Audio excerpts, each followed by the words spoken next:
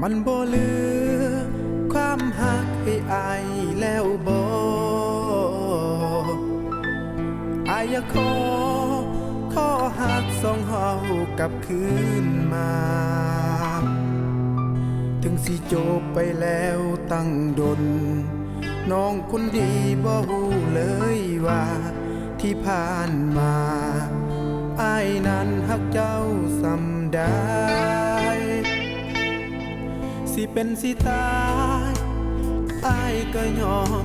ได้คือกันบ่ฮักเจ้านั้นอ้ายจึงยอมได้ทุกอย่างถึงสิเจ็บสำใดอ้ายก็ยอมทนหวังฮักเดียวคือเจ้าเด้อนางบ่อยากไกลห่างความฮักของเฮาสองคน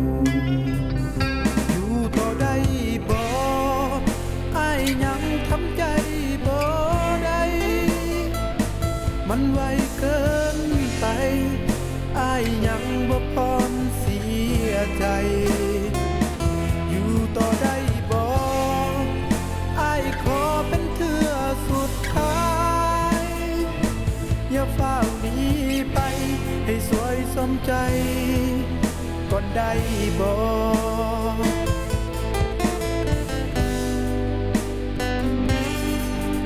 มันบ่เหลือความหักให้อายแล้วบ่อายอยากขอหักสองเฮากลับคืนมาถึงสิจบไปแล้วตั้งดนน้องคนดีบ่ฮู้เลยว่าที่ผ่านมาอ้ายนั้นฮักเจ้าสักใด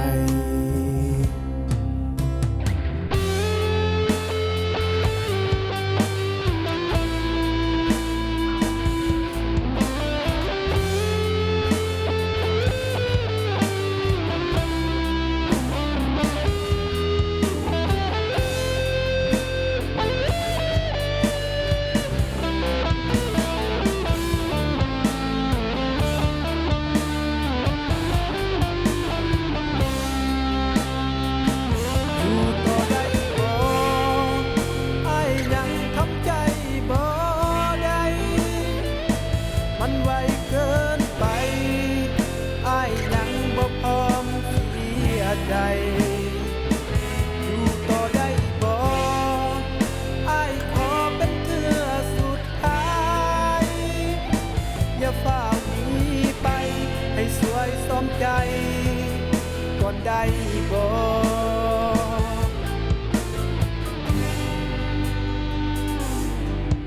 มันบ่เหลือความหักให้อายแล้วบ่อายอยากขอหักสองเฮากลับคืนมาถึงสิจบไปแล้วตั้งดนน้องคนดีบ่ฮู้เลยว่าที่ผ่านมาอ้ายนั้นฮักเจ้าส่ำใดอ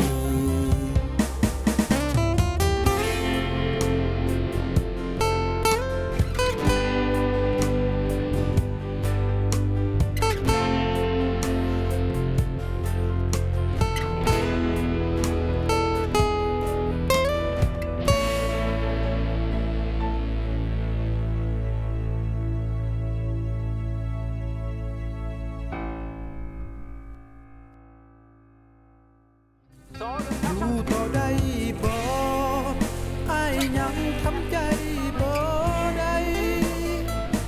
มันไวเกินไปอ้ายยังบ่พร้อมเสียใจอยู่ต่อได้บ่อ้ายขอเป็นเทื่อสุดท้ายอย่าฟ้าวหนีไปให้สวยสมใจก่อนได้บ่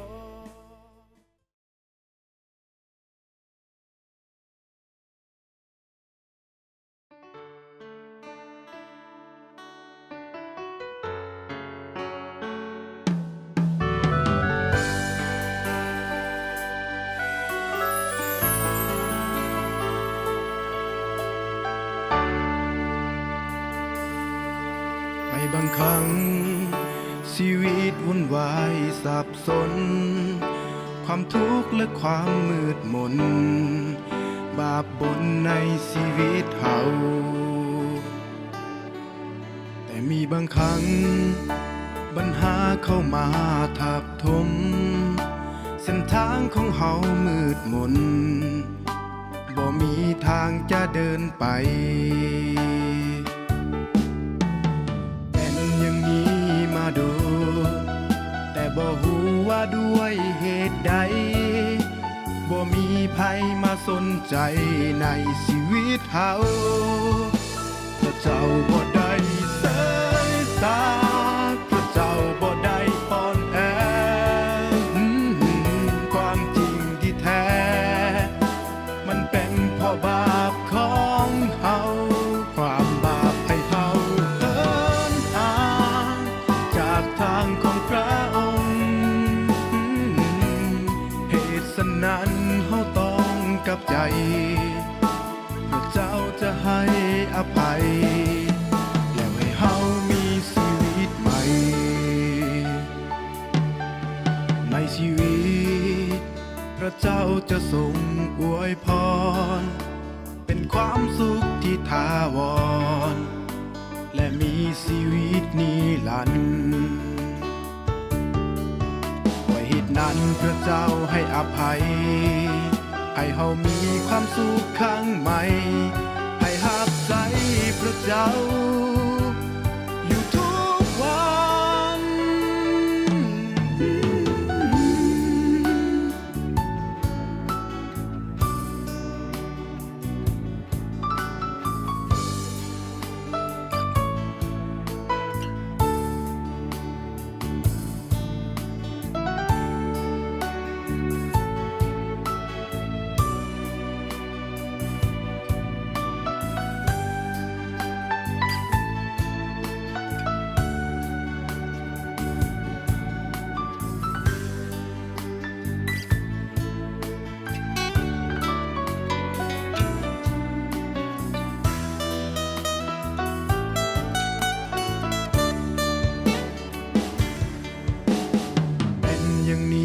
มาดนแต่บ่ฮู้ว่าด้วยเหตุใดบ่มีภัยมาสนใจในชีวิตเฮา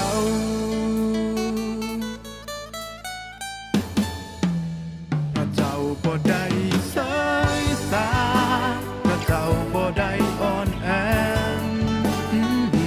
ความจริงที่แท้มันเป็นเพราะบาปของเฮา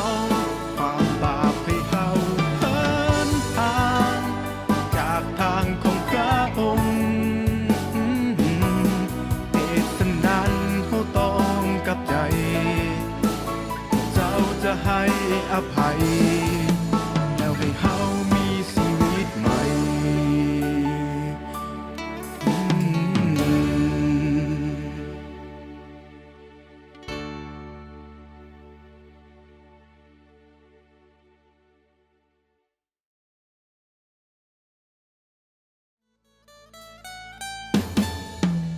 พระเจ้าบ่ได้เสยสาพระเจ้าบ่ได้อ่อนแอความจริงที่แท้มันเป็นเพราะบาปของเฮาความบาปให้เฮา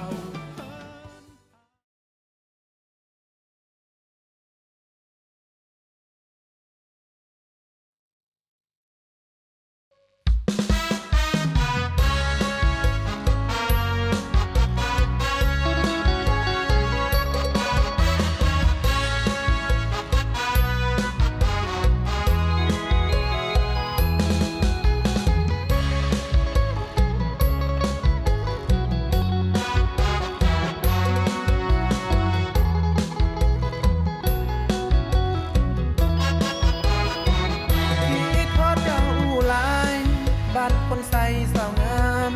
ใจงามให้เห็นเมื่อใดมายามเห็นสาวงามติดตาตำใจราคา12ที่น้องให้ความห่วงใยสาววันคำไอ้ยังจำได้ น้องมอบดอกไม้ให้เป็นรางวัลเมื่อเฮาไกลกันหัวใจไว้วันสาทรคิดฮอดเจ้าเด้งามงอนชาวบ้านน้องกรุงเคยให้คำมั่นขอพยาแทนให้เหนียวแน่นเดือความสัมพันธ์สาวบ้านใหม่อย่าได้เฮหันให้คิดถึงกันเมื่อวันผ่านมา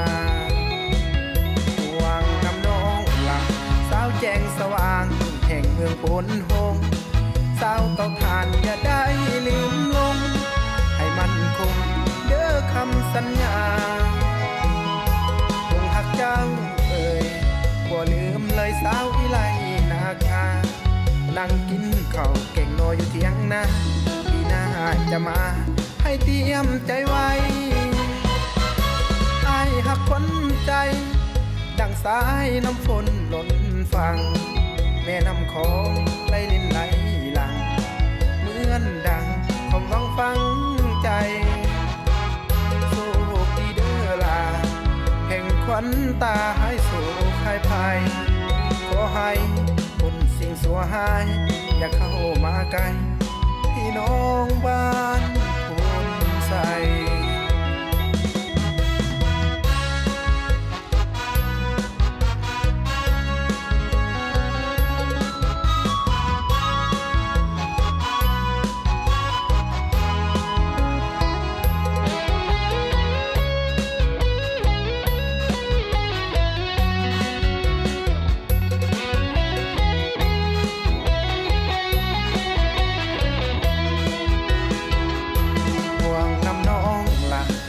แจ้งสว่างแห่งเมืองโพนโฮงสาวเตาถ่านอย่าได้ลืมลงให้มันคงเด้อคำสัญญาคงหักเจ้าเอ่ยบ่ลืมเลยสาวอีไลนาคานั่งกินข้าวเก่งนออยู่เถียงนาปีหน้าจะมาให้เตรียมใจไว้ให้หักขวัญใจดังสายน้ำฝนหล่นฟังแม่น้ำของไหลลินไหลหลังเหมือนดังความหวังฟังใจโชคดีเด้อล่ะแห่งขวัญตาหายโศกหายภัยขอให้คนสิ่งสัวหายอย่าเข้ามาไกลพี่น้องบ้านโพนใจ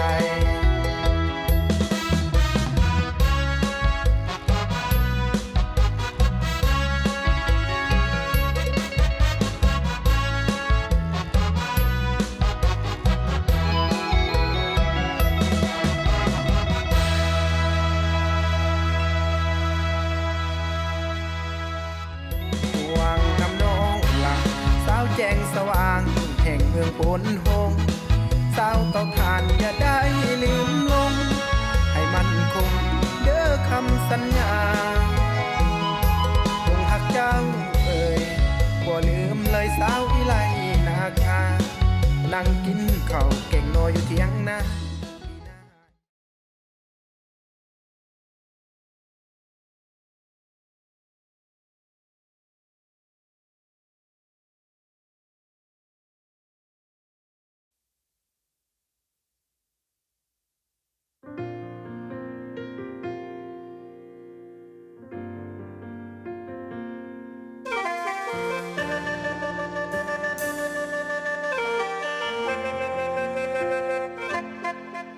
หูแล้วว่าเขาบ่ฮักสิพยายามไปเฮ็ดหยังคิดว่าเขามีใจดีแท้เขามีหลายทางมันอกมันอังแท้นอหัวใจของอายทุ่มเทสำใดเขาก็บ่เห็นค่าเห็นเจ้าโฟดหุบคู่มาคอยจนน้ำตาไหลมันเจ็บแท้เด้เมื่อคนเคยฮักทิมเฮาไปคำว่าฮักหลายบทขาตอนใดบอกอายได้บ่ก็บ่เป็นหยังสิทำใจบ่ต้องเสียใจบ่ต้องมาไล่ดอกน้ำตาชาตินี้บ่มีวาสนาก็บ่เป็นหยังโทรหายามใดเจ้าก็บอกว่าบ่ว่างดีแท้มีคนอยู่ข้างๆตัวกันคักอีหลีคั นเจ้าเบิดฮักก็บอกกันดีๆมันบ่ตายดอกนะสิพยายามทำใจให้ลืมคนดีคิดว่าศาสตร์นี้เฮาบ่เคยฮักกันที่ผ่านมามันเป็นแค่เพียงความฝันคนบอดสำคัญอยู่ในสายตาของเจ้า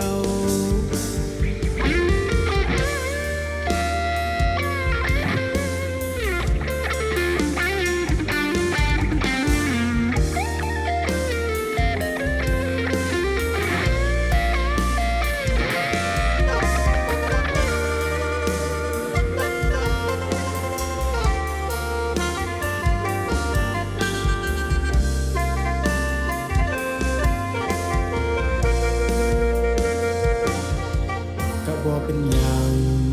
สิทำใจบ่ต้องเสียใจบ่ต้องมาไล่ดอกน้ำตาศาสตร์นี้บ่มีวาสนาก็บ่เป็นหยังโทรหายามใดเจ้าก็บอกว่าบ่ว่างดีแต่มีคนอยู่ข้างๆตัวกันคักอีหลีคันเจ้าเบิดฮักก็บอกกันดีๆมันบ่ตายดอกนะสิพยายามทำใจให้ลืมคนดีคิดว่าศาสตร์นี้เฮาบ่เคยฮักกันที่ผ่านมามันเป็นแค่เพียงความฝันคนบอดสำคัญอยู่ในสายตาของเจ้าใจอ้ายทั้งเจ็บทั้งเศร้าเห็นเจ้ากอดเขาคนนั้น